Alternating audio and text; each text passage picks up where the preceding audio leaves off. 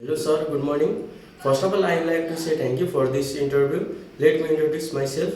My name is Praveen Panchkoti. I am 21 years old. I am from Solapur, Morong, Nepal. I have passed plus 2. I don't have any bad habits like drinking and smoking. I am single. Today I am going to apply for Romania.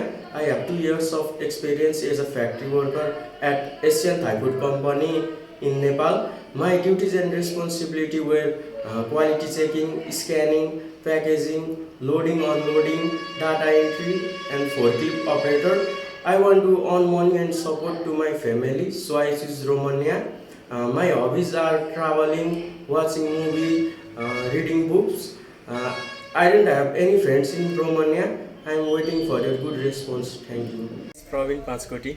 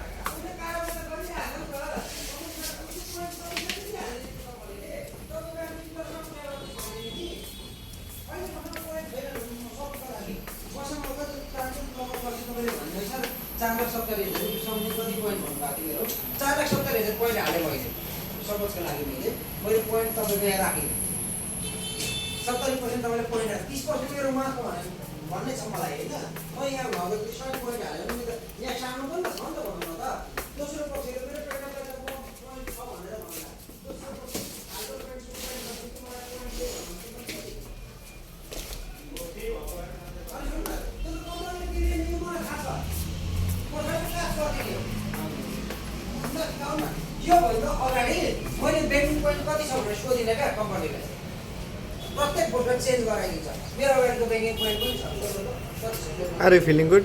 Yes. Do you have any problem? No. Okay, good luck. Thank you.